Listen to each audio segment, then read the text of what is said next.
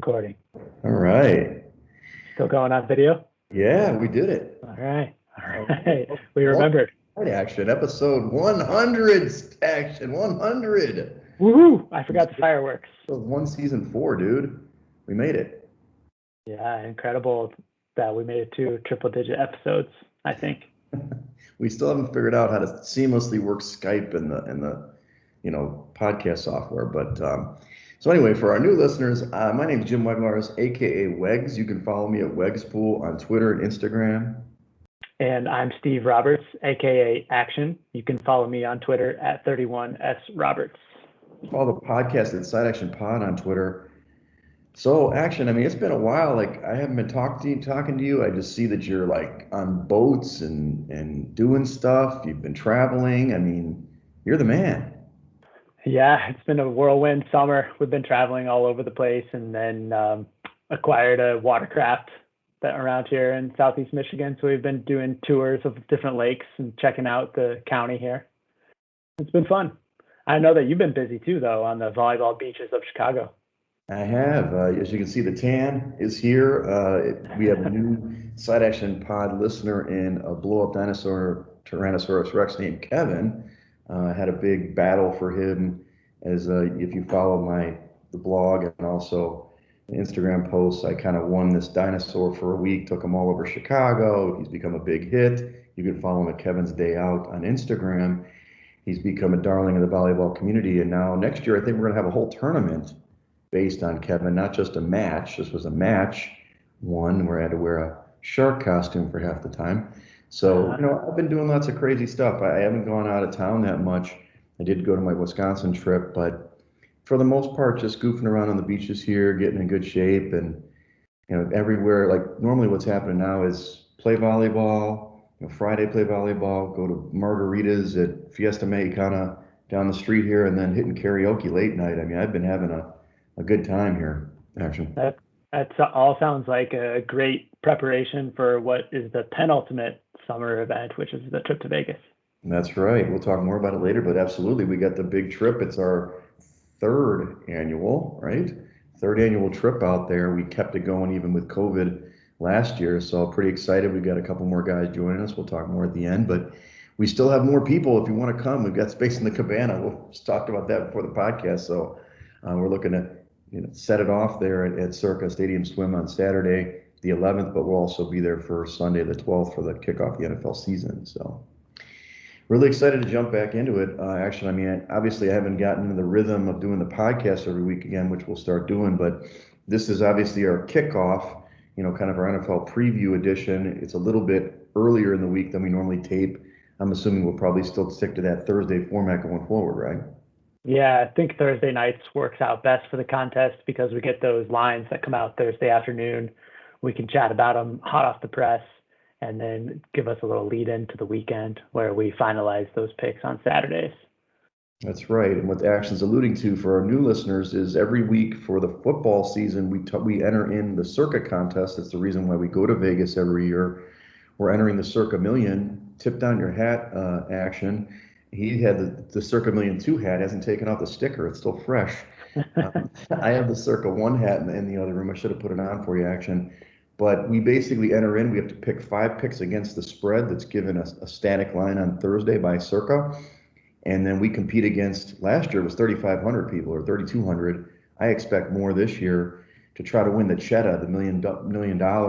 Hopefully they pay a little more than 50 slots than last year. I think we came in 600th, which isn't bad. But we figure we got to be about 60%, at least 62% maybe to actually win some money. To win the title, you probably have to be about 70%. But this podcast, we will talk about the NFL every week and some metrics, but specifically our picks for the contest. Yeah, I think you and I in the years past had talked a little bit about college football during this part of the season as well. And I think that just like last year, we may forego the college football and really focus our efforts on these NFL picks because we want to try and cash this Circa Million contest. That's right. We're closer, and also with the Circa contest, for those that don't know it, you can also win on a quarterly basis. We'll see how that's broken out this year. We'll talk a little bit about the changes in the NFL in a minute. but there's usually a month by month contest that you can enter. So let's say you have a hot month, you can win some money. I mean, 100 grand or something. I'll take 100 grand. Won't you, Action? Yeah, it looks like they're going to pay out first through third place this year in the quarters, as well as a quarter booby prize for last place. So more opportunities for us to win cash on those quarter polls. Oh, that's excellent. So you can, they have the booby prize for the main one, which I think they won. Was it 25 G's? What was the booby prize last year? It was a lot of money. I don't remember last year's prize, but I'm scrolling through the website here, and last place this season pays out 100,000. 100K. So that's it. You take the contrarian approach where you try to pick against it every week. But honestly, when I tracked the totals last year, the difference between the booby prize and the top wasn't that far because it's actually hard to go 0-5 every week. We've done it in America, sorry. But we've also been 5-0 too. So it's fascinating. So, and just in case you guys are new listeners, there's the ambulance that comes by every 30 minutes here at the Edgewater studio. It's a staple of the Side Action podcast. As we wait. There it is. This is live podcast taping right now, and they're not coming for me. Don't worry. Well, it's good to hear that the Edgewater residents are kept safe with all of the ambulances that are flying around. We're definitely safe. I feel like if there was a fire here, I would be taken care of quickly. So I think we're good for another section. The other thing I wanted to point different this year is that owner of Circa Sports, Derek J. Stevens of Detroit's own, has guaranteed that the prize pool will be up to $4 million this year, which is $1 million more than last year. And essentially that means that they have to get up to 4,000 entries to make it a break-even proposition for the owner. And any number of entries that are below that threshold of 4,000 will make it an overlay and essentially increase your and my odds of taking home some cash. Right. Now, we obviously are the biggest promoter of the Circa Million across America. We talk about it all the time, but you can still enter. You have up until the 11th to enter. You have to fly out there in person and enter the contest. We actually have a great proxy. He's my brother-in-law. What's his company name now? WJW Enterprises or something? Yeah. LLC. LLC. But you have to have a proxy if you're not living in the state of Nevada because you have to actually put in the picks every week from the state. You can use the app, but you can't do it out of state like many of the other apps that you use across America. So, well, that's a little transition. That's what they say in the business action. I've been practicing that for weeks. Let's talk about some of these changes across the states. It looks like, we started this podcast, I don't know, I guess it's been 3 years now, right? Yeah. Crazy. There were, minimal states that were legal. In fact, there was just one or maybe two when we first started this podcast. We talked about the opening in other states. Now we've got 22 plus states that have legalized betting across it. Yeah, and it's come quite a long way. I think by the end of this year, they're expecting more than half of the U.S. will be able to take legal bets. And those do wide range between a few states that only have brick and mortar locations. There's a few that have like one mobile option. Right. And then there's states like Michigan who have like a dozen different operators that can all do mobile. They all have casino sports books. So there's just a lot to choose from in some states like Michigan. Yeah, I mean, it's good to have the outs. We'll talk about that maybe a little bit later in other podcasts or other episodes. I mean, having more outs is always a good idea. Action's a big proponent of that. I don't have enough money to spread around like Action. He's got Cheddar and all these different casinos, but I mean, it's still good to have options. I know that Illinois has had some issues where you had to, there was some, not bullying, but the legislators really wanted to help the local operators more. And so they made it very hard for FanDuel and DraftKings to get physical books in the state and change the rules where people had to sign up in person down in God knows where in Illinois. So I'm still a Rivers guy right now, but it depends on that. You also have a note here, welcome Canada. So what does this mean? Yeah, just earlier this week, actually, I think it was Friday, the Canadian government passed legislation that will allow single game wagering in any of the provinces. They are, much like in the US, they are pushing the authority down to each of the Canadian provinces to choose how they operate their own gambling systems. Nice. But before this new legislature in Canada Canadians could only have the option to do up to 2 minimum bets as a parlay. They could obviously choose more, but there was no single game wagering in Canada until just late last week. So another big domino to fall in the industry. Now, are you going to get across to Windsor and put some bets in over there just to see what happens? Perhaps, yeah. I mean, the border's been closed since early pandemic, so at least for leisure travel. So we'll see if that opens up. I do like to get over and check out the Caesars Sportsbook there in Canada. That's awesome. The last thing I saw that came across Twitter today, Adam Schefter tweeted this out, that the NFL partnership with the casinos has been finalized or is going to be finalized between Fox Bet, BetMGM, PointsBet, and WynnBet. These are the approved sports operators for the 2021 season. I'm not exactly sure what that means, but maybe that means in stadium experience, or perhaps they're going to be sharing their lines on telecasts, or also maybe across, the boards or something when you go to, scoreboards. So I don't know if you have any more ideas on that, but those are the approved ones.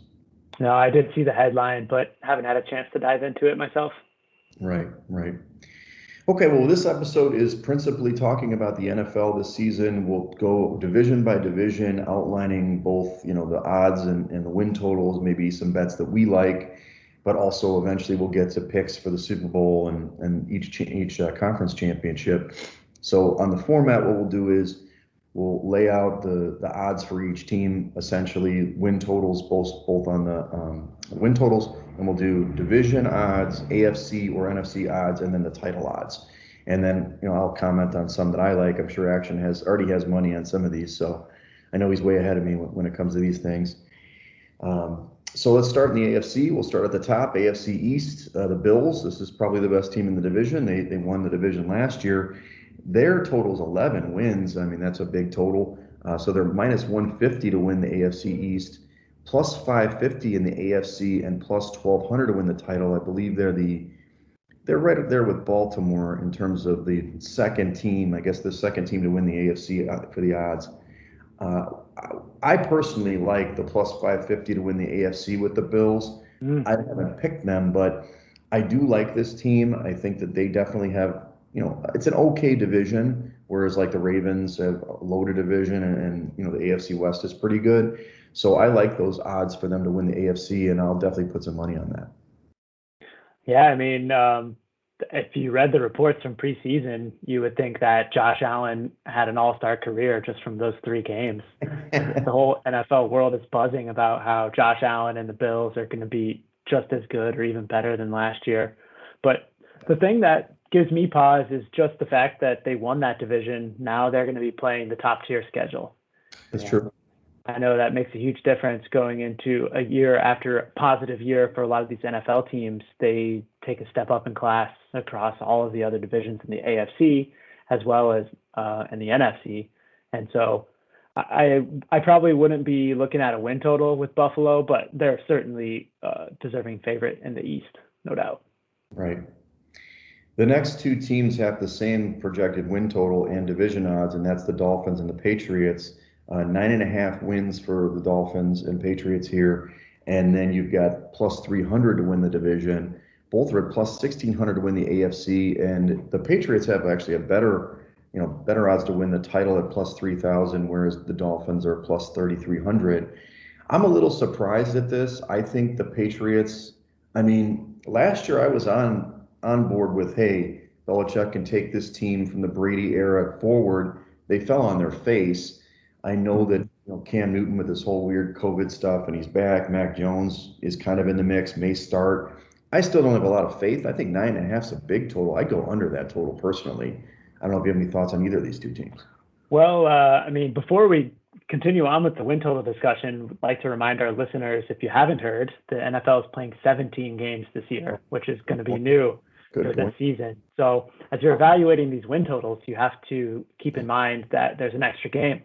So 8-8 is no longer going to be a thing. They're either going to be 9-8 or 8-9, those middle of the pack teams, as well as teams like Kansas City near the top could have an opportunity for an additional win there.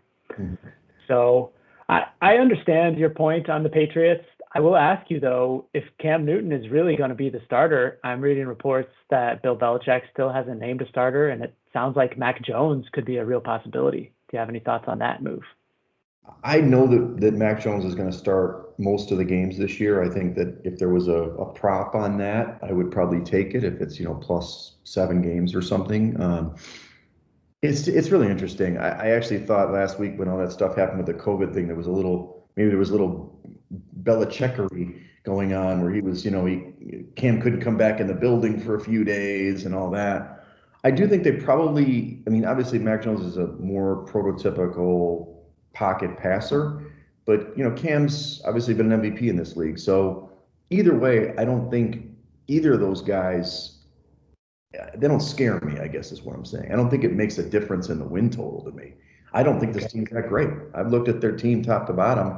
I still don't like their receivers. They've got some injuries at tight end, even though they made those acquisitions in the offseason with John Smith and Hunter Henry. They just shipped off Sony Michel. They got, the one running back there, Damian Harris, I think. I don't know. I just don't like it. I don't think they've got maybe an easier schedule than the Bills, but 10 wins seems like a big total. And I'd like to see Mac Jones start. I think he's probably a little bit better than Cam in that system. What do you think about defensively this year? If you recall, 2 seasons ago, this Patriots defense was like otherworldly in Right. opponent scoring. And then last season, a lot of their starters opted out due to COVID. So I think they're That's going to be back full strength this year. And defensively, I think is where this team is going to win football games. okay.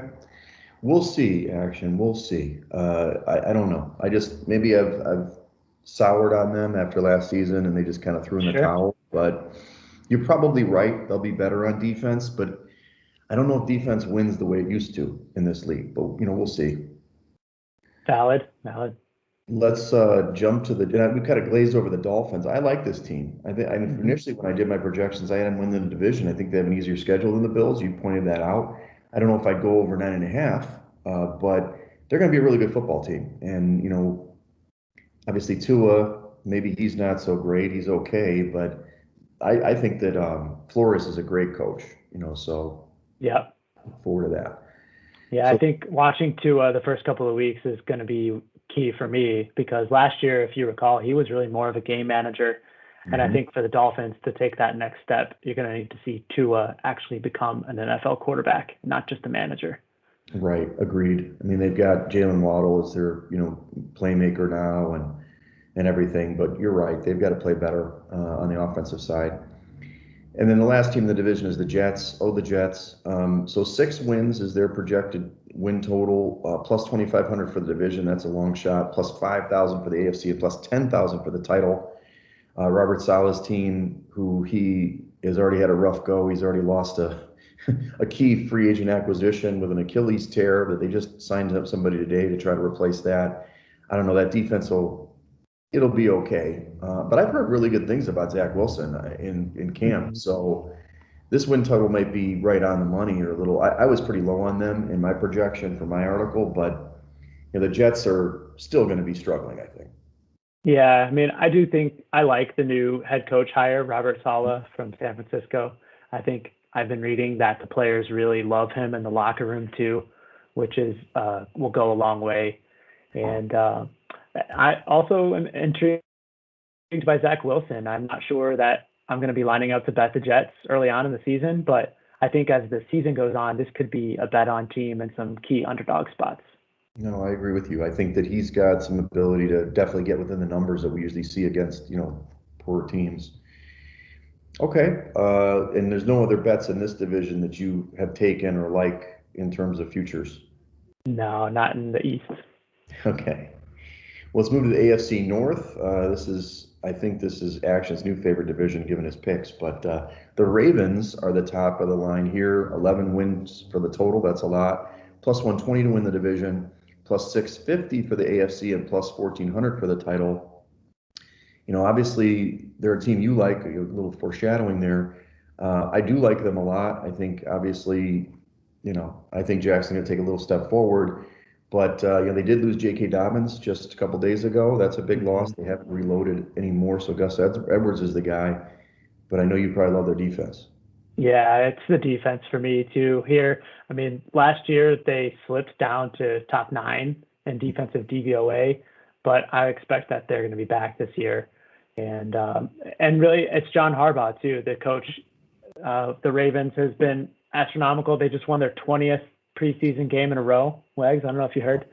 I did. I Uh, know. I was like, we should be doing the podcast because Action would have bet on them in the preseason.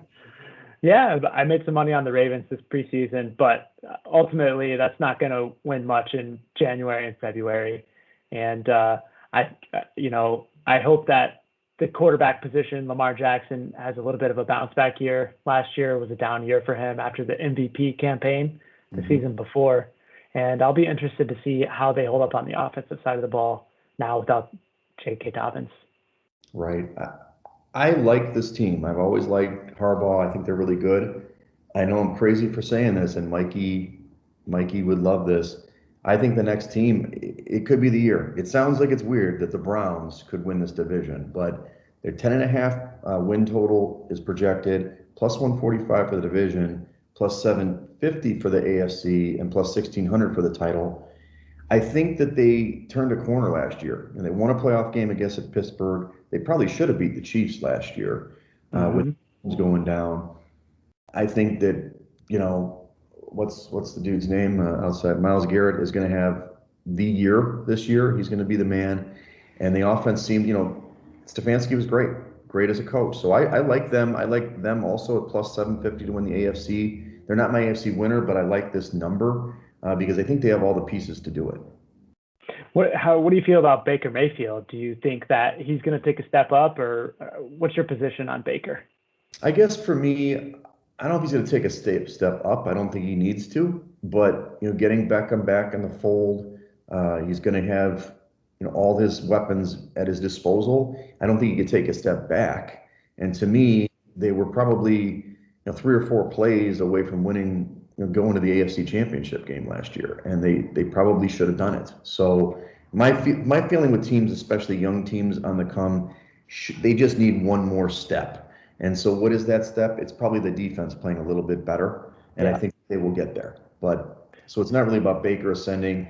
But again, I don't. Lamar Jackson hasn't done in the playoffs. I don't. Show me it. Show me when he's going to do it. I love him regular season. He's the human highlight reel, but he's got to show me something to take them to the Super Bowl, or at least the AFC Championship game, which he hasn't done in 2 years so far.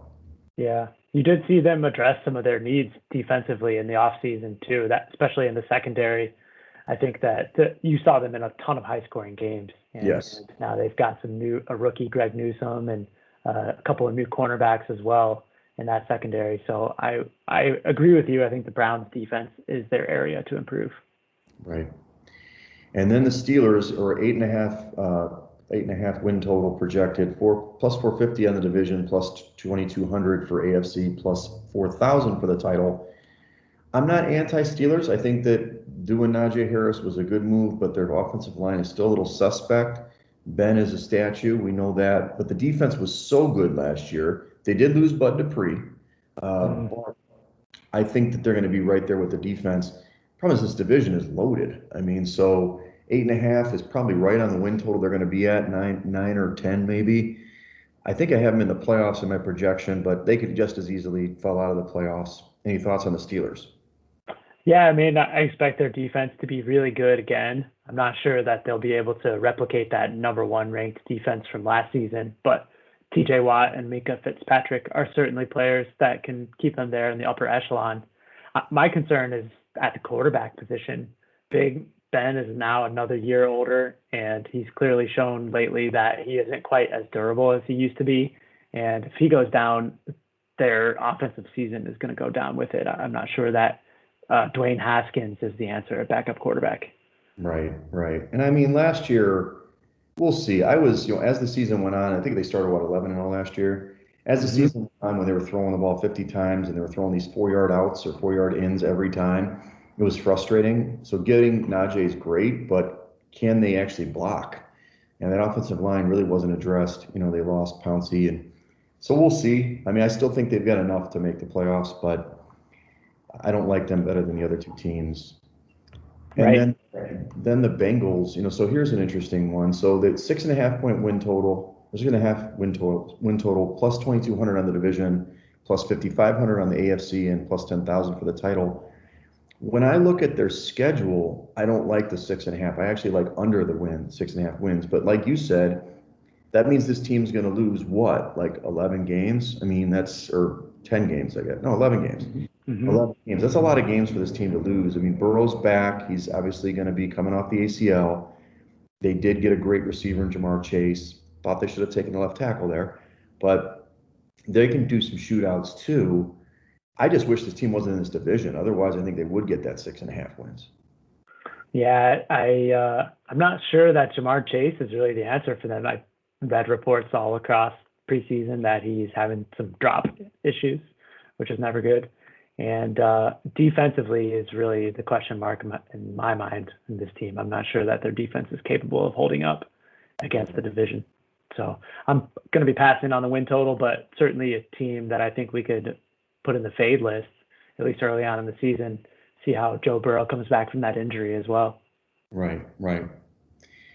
Okay, well, let's move to AFC South now. We've got the Titans at the top with the Colts with the 9 wins projected total for both teams, although the Titans are the division favorite at minus 106. The Titans are at plus 1,300 for the AFC and plus 2,800 for the title. The Colts are plus 140 on the division and plus 1,600 for the AFC, plus 2,500 for the title. That's kind of interesting. They're inverted there. Interesting. When I did my article, I was definitely down on the Colts. I still am a little bit. I know that's for America knows that Action loves the Colts. He's got a Colts jersey underneath his shirt there. But I still think the Titans are the best team in this division for a couple of reasons. They did address the defense more. We know what they have on offense. They got Julio Jones. The Colts went out and got Wentz, which seemed great. Immediately he gets hurt. Quentin Nelson gets hurt. They're both back. They're going to play. It just doesn't feel great. Plus, isn't T.Y. Hilton hurt now? I haven't read that. No, I I'm not thought sure. he I'm got not sure. hurt as well. I thought that he got hurt, which opens the door for Pittman. That's But new. right. So, I mean, are you going to tell me to take the Colts here in this division? I would still like the Titans. I mean, I think that there's value, to be honest, if you can get the Colts at plus money odds currently. I mean, when Wentz went down, you certainly could have grabbed a much higher number than plus 140. So Sure. it's hard for me to sit here and say that taking 140 today is a good move. I do think, though, looking at the early season schedule for the Colts, that if you want to bet them to win this division, you should wait, because early on in the season, they have some tough games on the schedule. And I think Tennessee is going to get out to a little bit of a lead, and Right. then you could get the Colts at a much higher number. But I think that Tennessee's a vulnerable favorite. I don't believe in the defense, and I think that there's a strong chance that their offense is going to regress this season too. Derrick Henry is a beast of a running back, and he's put up numbers and carries like no one has ever seen before. But historically, when you see running backs that put those many touches on their bodies season after season, and year 4, they're going to break down. So I put it as a decent chance that Derrick Henry breaks down this year. I totally agree with you. It's funny because, a little fantasy talk here in the big, 14 team league that I play in with, all the guys, Schwa, our buddy, took Derrick Henry 1 overall. I couldn't believe it. He jumped McCaffrey and Cook. And I kind of said the same thing. Don't you think he's going to break down? I mean, 2,000-yard season, and, and I don't want him to because I love the guy. Plus, he's a vegan that I am, but I support those guys. So I hear you, but I don't know. We'll see. I think that the addition of Julio helps a lot, and definitely a better playmaker than, say, Corey Davis. But the Colts defense is better. They are definitely the better defense, no question. Let's get to the bottom of this division. The Jags obviously have Urban Meyer now as coach. 6.5 win total, plus 750 to win the division, plus 5,000 for the AFC, plus 10,000 for the title. Action's already bet the Jags under 5.5. Good. What? Plus 140. Good for you. But actually, that's a little bit. You wish you got 6.5, I suppose. Well, yeah. I mean, I was looking for alternate lines. 6.5, I think probably would have had to lay a little bit of juice, but at Bet Rivers, they have some alt win totals, and so I saw that plus 140. To be honest with you, I think I may have told you I also have a bet on the Jags to win the division at plus 1,200. in the offseason, just because I thought that Trevor Lawrence could, paired with Urban Meyer, could be a solid marriage. Sure. But after watching 3 weeks of the preseason, I'm not sure that offensive line could protect anyone. And I don't think that Trevor Lawrence is going to have a good season behind that line. So that's why I kind of flipped and laid this alt under. When they lost Etienne, who was a playmaker for them, rookie that didn't get to the field. James Robinson's a solid player, but not quite the same, speed category. So yeah, it's going to be an interesting thing. They're going to be better than last year, of course. Yeah. And you've got Lawrence, but can you protect him? And the defense is just okay. Let's get to the dumpster fire though in the Texans. So the Texans win total is 4 plus 3,000 for the division, plus 10,000 for the AFC, plus 30,000 for the title. Obviously, they think this is the worst team in the NFL. I tend to agree. I do like the under of the 4 wins, which really means, America, that means they're going to lose 13 games, which is hard to do. But you're saying Bet Rivers has at 3.5 plus 140. This has been a coaching change too, David Culley, and it's just been a disaster in Houston. I mean, obviously we know Watson has the allegations with all the massage parlor stuff and whatever, but beyond that, I mean, their roster is garbage, and I just don't see this team winning a lot of games. They certainly could win some games. It's the NFL, but all this team's bad. Yeah, I mean, I was reading up on the Deshaun Watson saga today, and I haven't been following it for good reason, but it doesn't sound like they're going to even allow him to suit up on any game day this season. So you can essentially cross him off the team. And now it appears that I forget his name, journeyman quarterback of the Bills and the Chargers is going to be under center in week 1. Oh, Tyrod Taylor? Yes, Tyrod Taylor. Thank you. And that's really all they have to say about their offense. I mean, their running backs are old and washed up. David Johnson, Mark Ingram, and Philip Lindsay. And the offensive line is garbage too. I just don't see how they're going to come even close to 4 games. I like your bet a lot. The question is, what kind of spreads are they going to be going up against? I was just going to say, it's like the Dolphins 2 years ago. It's going to be, it's going to be like plus 21 points or plus 17 points on the opening of the season. I mean, we tried to go with that a couple times, and early in the season, the Dolphins couldn't even cover those numbers. But later in the season, they started picking up form. So we'll have to see. Yeah, I mean, week 1 is going to be fascinating. You've got the Jaguars going on the road as favorites to Houston. So that'll tell us a lot, I think, after that week 1 game. That's right. Okay, well, let's go to the AFC West to close out the AFC. You've got the Chiefs, of course, 12.5 wins is the projected total, minus 350 to win the division, plus 250 for the AFC, and plus 475 for the title. Obviously, that's the overall favorite for the title and the AFC. I love the Chiefs. I'm on the Chiefs bandwagon. I love Mahomes. I've got my jersey and his helmet in there, autographed and everything. But 12.5 is still a lot of wins, even with a 17-game season, and it's pretty heavy odds for the division. Would you back? You wouldn't back any of these numbers, huh? No, I don't think. I mean, obviously, Kansas City is going to be awesome, but I certainly don't think I would be going over 12.5 wins. If you made me bet that gun to head, I would bet under every time. Right. It's just too big.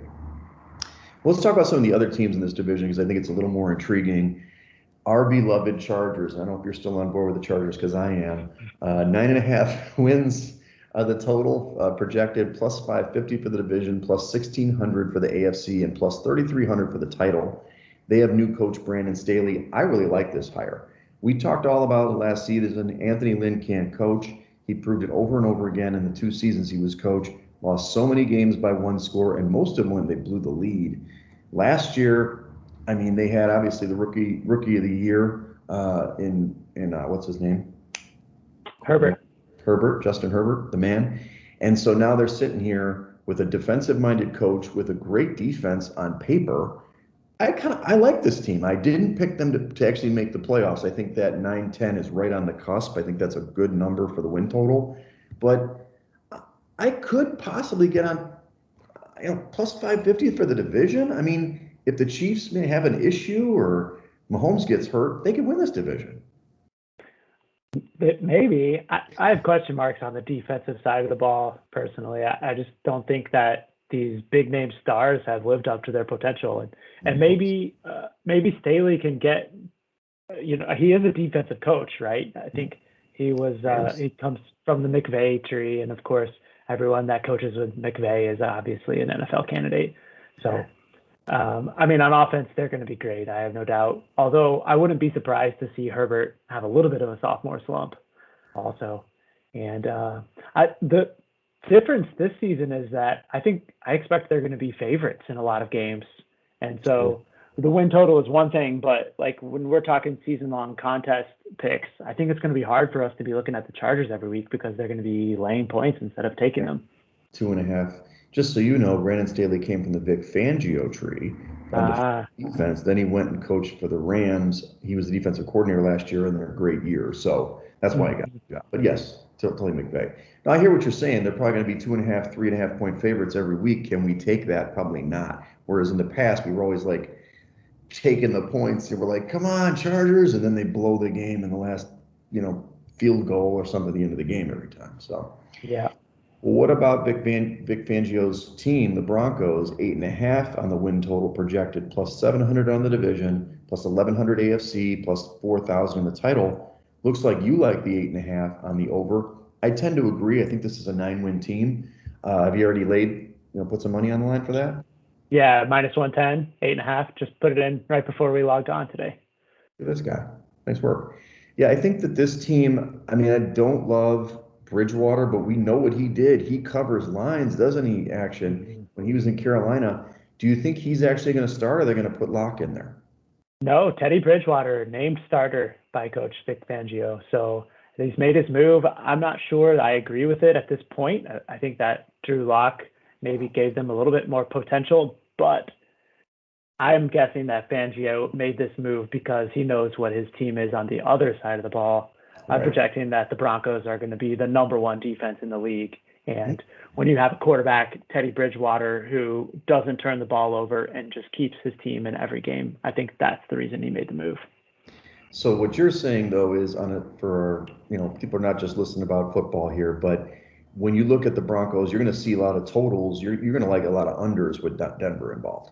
Yeah, definitely. I think that's a great pick, too. I mean, looking at this defense, and then on the opposite side, you've got Teddy Bridgewater, who doesn't really like to throw the ball down the field.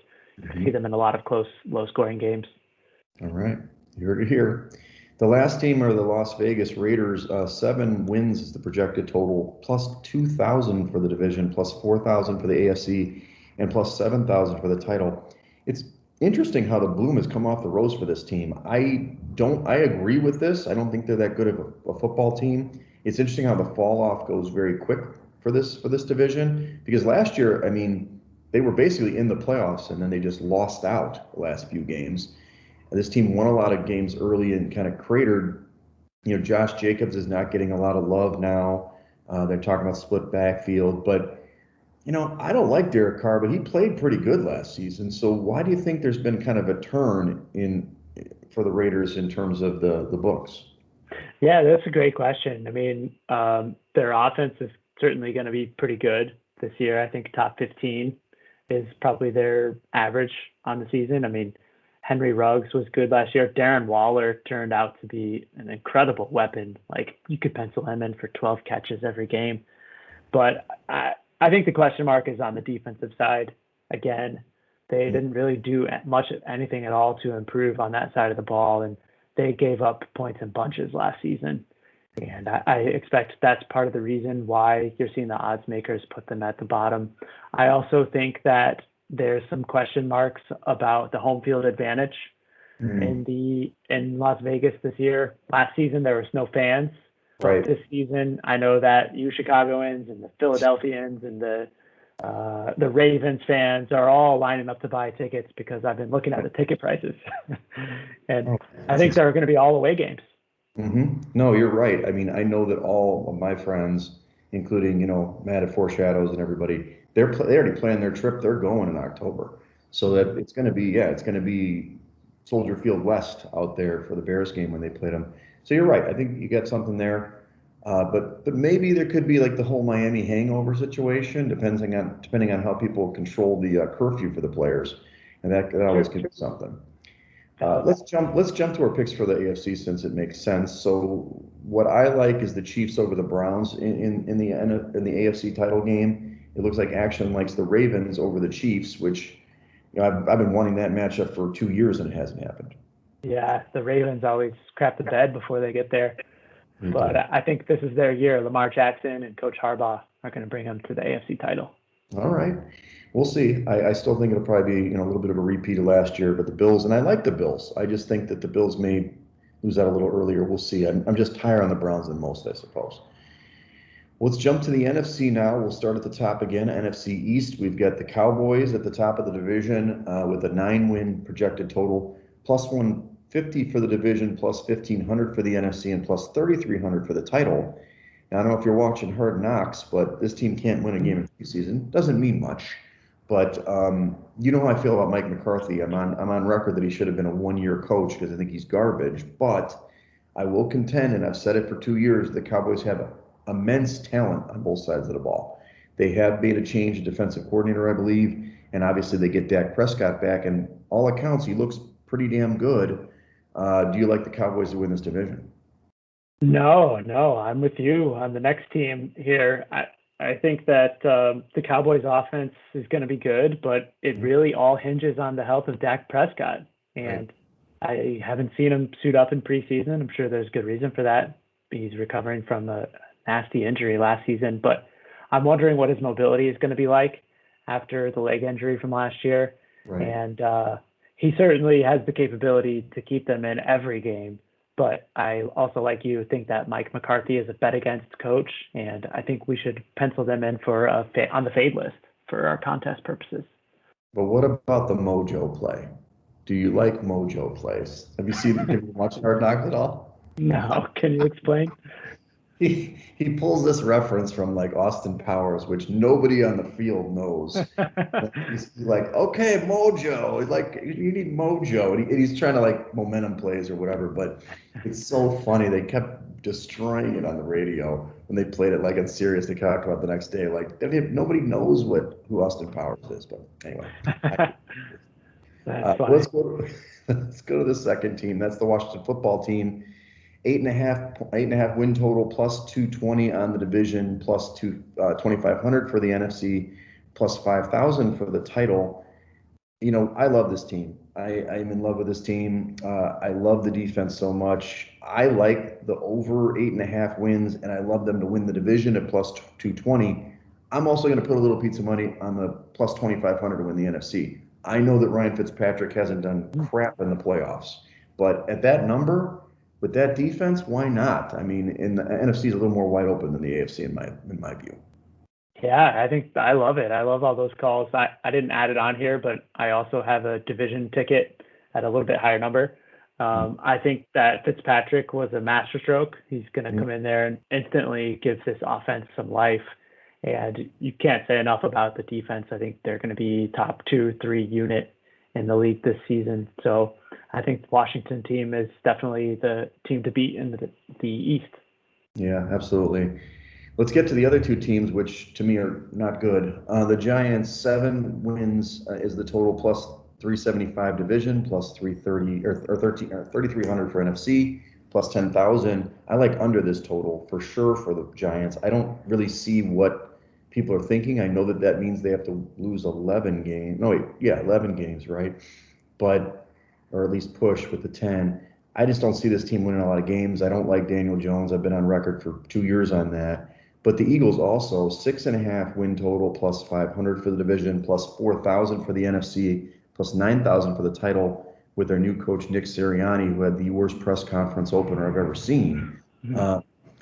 These two teams are not good. I don't know what to say. The Eagles last year, we thought they could win the division with Wentz, and then they just putzed around and they stunk. The Giants kind of defied the odds and won some games early. But to me, with the Cowboys back, both these teams at least lose 2 more games than last year. So that's why I like these teams to be at the bottom. Yeah, I think these are both great calls. I especially am going to be looking to go against the Giants as much as possible. They have the worst offensive line, and Daniel Jones has proven he has some mobility, but he does not do well under pressure. And so I think specifically I'm going to be looking for matchups where a defensive line, like the Washington football team, are going up against this putrid Giants line, and that's going to be a pick for me every time. Right. So I'm with you there. And the Eagles, similarly, nothing really to talk about with them. Right. I guess I failed to mention Saquon Barkley is back for the Giants, but Galladay, he's come up where he's not even playing yet, I don't think, in preseason.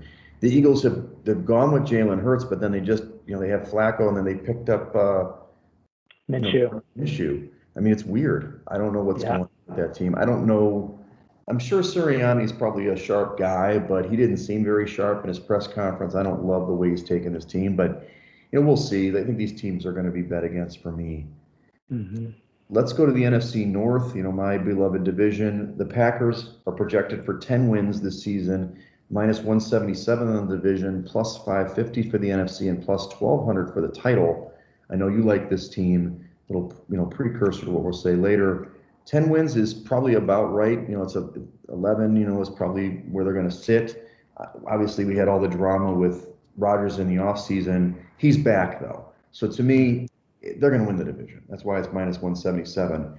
Did they address the issues that they faced against the Bucs, though? And defensively, can they stop the run? I'm not sure, but in this division, I don't know if it matters.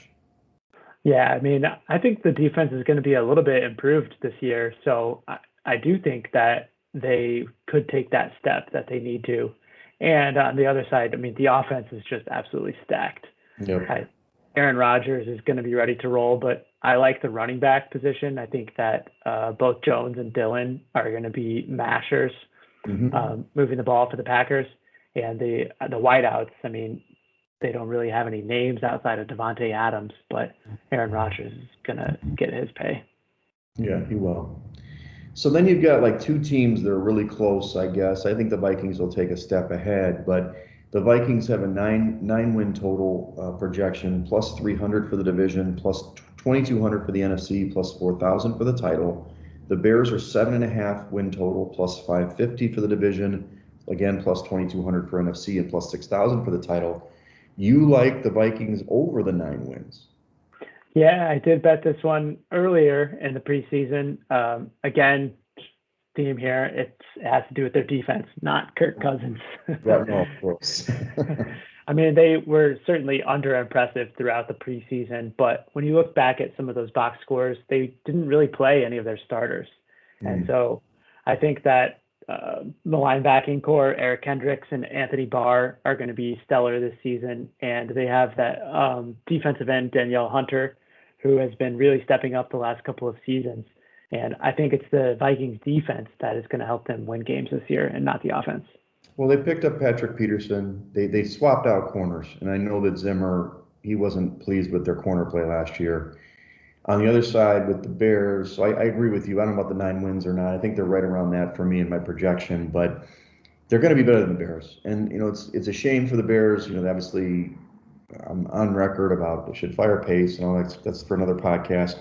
But, they traded up to get Fields. That's great. They overpaid Dalton. Don't know. Dalton's named the starter. I get it for a couple of weeks, but this offensive line isn't that good. And, they need to run the ball to win, especially in Chicago in December.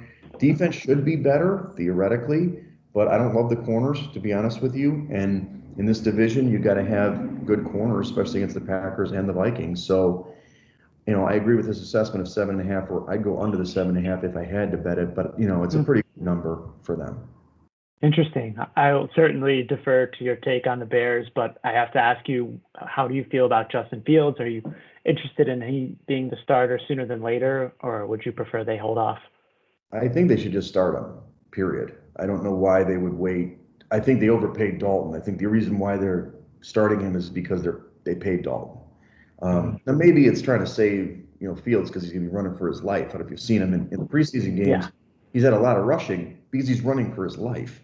Dalton's going to get crushed in the first game or two, and they're going to have to go to Fields just purely to get the ball out.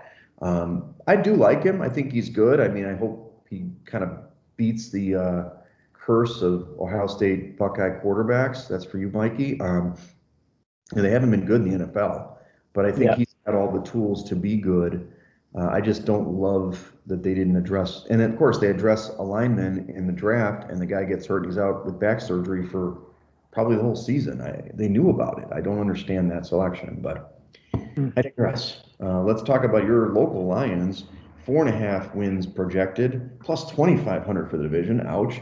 Plus 8,000 for the NFC, plus 17,500 for the title. Hey, just put a little dollar on there. Never know.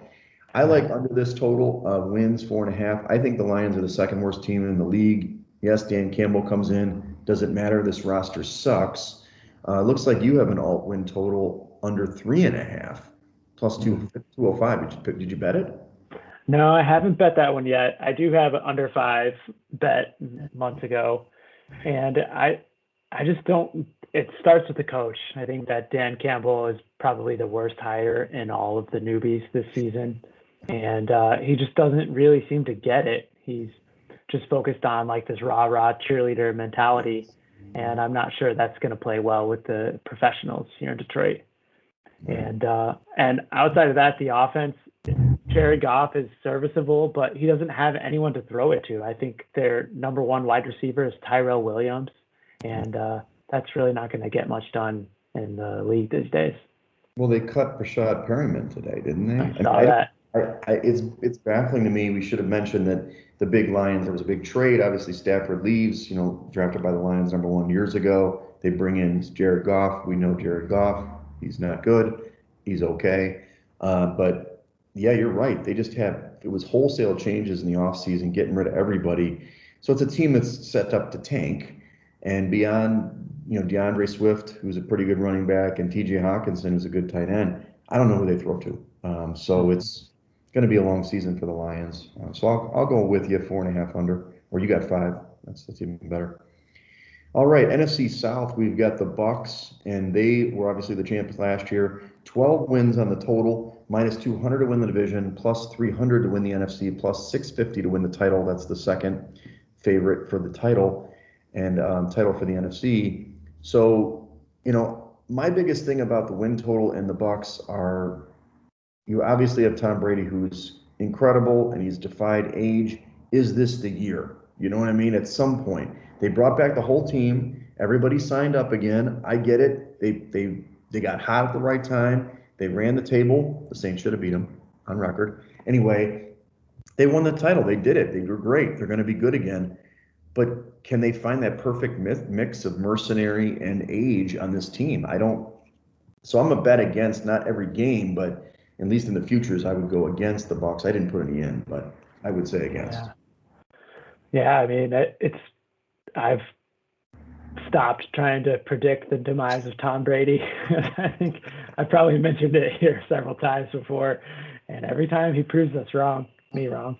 But I mean, their offense is going to be really good again, despite their age across the board with Antonio Brown and Brady. But they have other outstanding wideouts too, and I think their offensive line is really what is the linchpin for the offense. I mean, they really protect Brady, and they can run the ball too, which is important. And on the flip side, their defense is going to be good too. So I have a hard time picking against them. I do think that they're going to be a team that we could look to fade, where they're laying some big numbers. They had a hard time covering those big touchdown plus spreads last year too. Right. Good call. So the rest of the division is really baffling to me. I guess we'll talk about the Saints by themselves. The Saints are projected at a 9-win total, plus 350 in the division, plus 1,600 for the NFC, and plus 3,000 for the title. Remember, actually, this team did win the division last year. They obviously lose Drew Brees. They named Jameis the starter, probably the right move. But Michael Thomas is on the PUP list. Obviously the defense is really good. I think that's what's going to carry this team. So that 9 wins seems about right, 9 or 10 for me. It's just strange. I don't know. I mean, I think people are fading the Saints maybe a little too hard, but I can't get on board with major futures on this team. Yeah, I agree. This is probably one of the toughest teams for me to predict in the offseason, and that's probably mostly due to Jameis Winston. He played well in a couple of games last season, and he's looked good in the preseason, but when the lights are really on him, it's going to be incredibly interesting to see if he reverts back to his old form or if he can actually be more of a game manager, which I expect Sean Payton is asking. Yeah, So exactly. it's going to be a fascinating team to watch, without a doubt. Right. Now, the last two teams, I am going to lump them together, the Falcons and the Panthers. Falcons have a projected 7 wins, Panthers 7.5. We've got longer odds, plus 800 for the division for the Falcons, plus 3,000 for the NFC, and plus 8,000 for the title, which those last two numbers match up for the Panthers, but plus 1,100 for the division. There's a new coach. Obviously, Arthur Smith is the coach with the Falcons. They lose Julio Jones, but they pick up, Kyle Pitts, this rookie tight end who looks like a beast. But I don't think the defense is any good for the Falcons. On the flip side, the Panthers went out, they got Sam Darnold, the reclamation project from the Jets, but I don't know, man. That team is weird. I like under for that 7.5. I think they're going to be okay. I don't really trust Darnold, but I do trust Rule more than I do Arthur Smith. So maybe I'm wrong on that assessment. Yeah, I think that I agree. I would probably lean to the Panthers between these two teams at the bottom of the division. But I mean, the Falcons are going to be interesting too with Kyle Pitts out there. It's Matt Ryan is certainly has the acumen, and I would expect that he's going to be looking for Pitts a lot this Mm. year. But the defense is certainly going to hold him down. It's And interesting. You've got two really good defenses in this division and two not so good defenses. So it's going to be mhm. tough to predict those games. Well, let's go to the NFC West. This is the loaded division in this conference. The 49ers are at the top, 12 wins projected total, plus 200 for the division, plus 650 for the NFC, plus 1400 for the title. I actually like this team a lot. This is my team this year. This is my team that I'm trying to get on board with. I like them at the plus 200 for the division and for the NFC at plus 650. I see them in the Super Bowl. Little preview.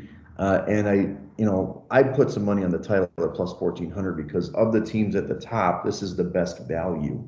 We talk about that a little bit more on a weekly basis, but it's pretty good value for a team that should have won the title 2 years ago, probably. Yeah. And last year they had just terrible injury luck, especially on defense. It seemed like every week they were losing another defensive player, but Right. still had a really great season Hmm. despite those injuries. So I'm with you. I also bet them to win this division, and I may look at that Super Bowl odds as well. But I think that Jimmy G under center is going to have a good season as well, holding off the rookie quarterback. And I like the Niners.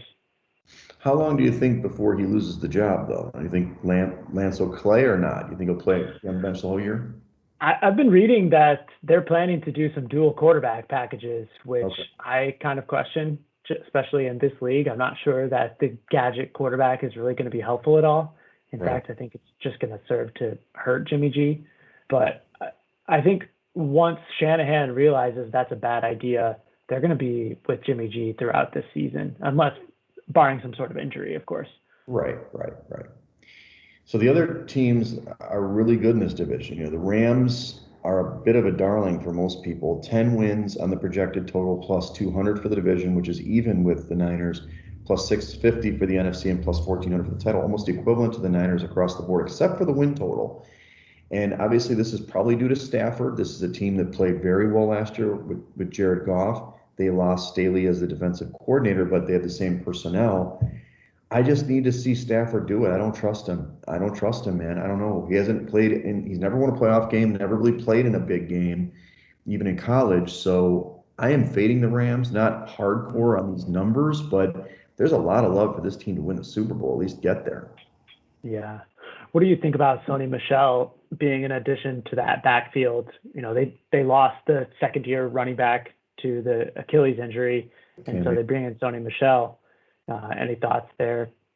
No, I think he's going to help. I don't really think that that's why. Look, McVay's running schemes are great. Every back has done well in that scheme. It's really a matter of timely throws, making great throws in critical situations. We know the defense is going to be really good here. So it's Hmm. just playing. I mean, last year, I actually thought Goff played decent in the second half against the Packers, but they got outclassed by the Packers in that game. So is Stafford really going to be the answer there? I don't think so. But for some reason, odds makers, or at least the public, really likes the Rams, and I'm against them. Okay. Yeah, Stafford is going to be really interesting to see if he pulls out those same interceptions and like back-breaking situations that he always threw with the Lions. Always. And then you've got the Seahawks, again, same projected win total, 10 wins, plus 275 for the division, plus 1,200 for the NFC, and plus 2,200 for the title.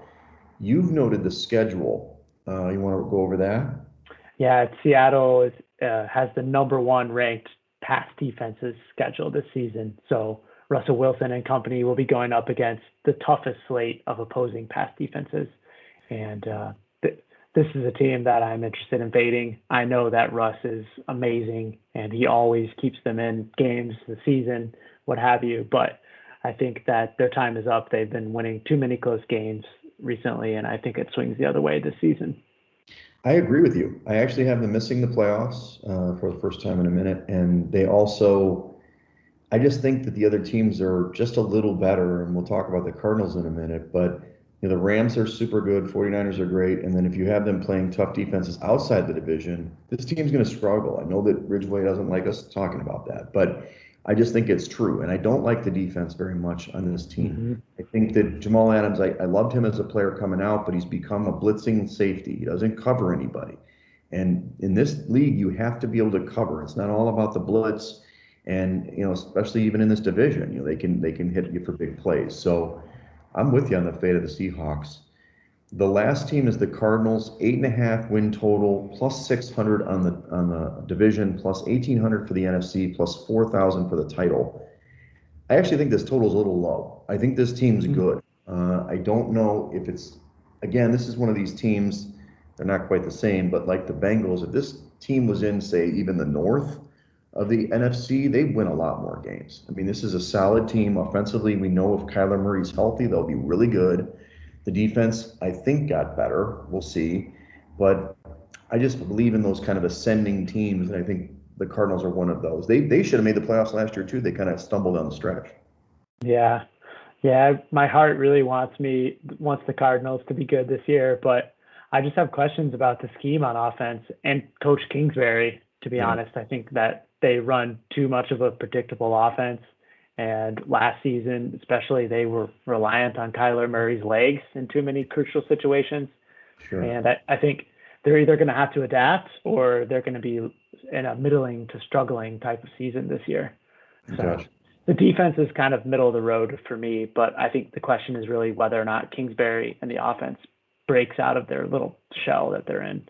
So he should spend more time doing film work, less time entertaining at his palatial, bachelor pad that he's got. Yeah, certainly, definitely. Okay, so let's review the NFC picks. I have the Niners over the Bucks.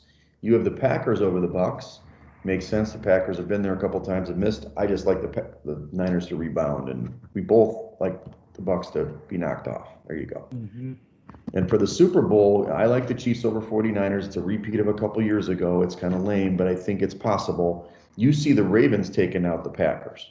Yep, Baltimore all the way this year. All right. Did you already bet them on the futures? Or I know you don't love futures. No, I haven't made any Super Bowl bets yet. I gotcha. Okay, well, that wraps up our NFL preview. Lengthy. Sorry, guys. We're going to try to keep it shorter this year, but not in the preview episode. But let's review what's happening September 10th to the 12th. First of all, we want to thank our loyal listeners that have been with us from the beginning. This is our 100th episode. It's amazing that we've done that. It's kind of crazy, really. But I will tell you that if you do come to Vegas with us, I'm going to give you one of these T-shirts. We got these great T-shirts. Side Action Podcast. I'll bring the bag. We've got, obviously, Action's got his shirt. We'll give it out to you. There's only a couple people that are coming, but we'll see what happens. But we'll be there the 10th to the 12th. The big day is at Circa Stadium Swim on the 11th, which is college football Saturday, and we haven't predetermined where we're going on the 12th for the NFL games, but we'll definitely find a home. Yeah, back to Stadium Swim, our home away from home. I think we were there in March to watch college basketball, and now it'll be college football this time around, and it's always a good time to see all of the folks out and watching games on the biggest sports screen that you've seen in America. Yeah, I mean, we definitely want to see Prime in action. He obviously made a friend last time. I'm hoping he can make new friends this time. And we've got our buddy Dempsey, who he got comped by Circa on the trip, so we're pretty excited. So we're a 4-man crew. We've got some other guys I've talked to about the trip, and I think there's some volleyball guys that'll be out there. So maybe we'll meet up with them at Stadium Swim on Saturday. And again, that's the 11th of September. So excited for the season, that's for sure. It's great to dust it off. We haven't been talking about 4 months or something. So it's great to get back on the air. Yeah, 100 episodes, and we'll be looking to turn the page and hopefully turn that 100 episodes into $1 million after we win the Circa contest. $1 million holler, right? Then maybe I'll pay for the cabana, okay? Like so, Next year. Next year, right, when we get the payout. All right, well, thanks everybody for following us. Follow us at Side Action Pod on Twitter. Follow me at Wegs on Twitter and Instagram. Follow me on Twitter at 31S Roberts. All right, everybody. Thanks for listening.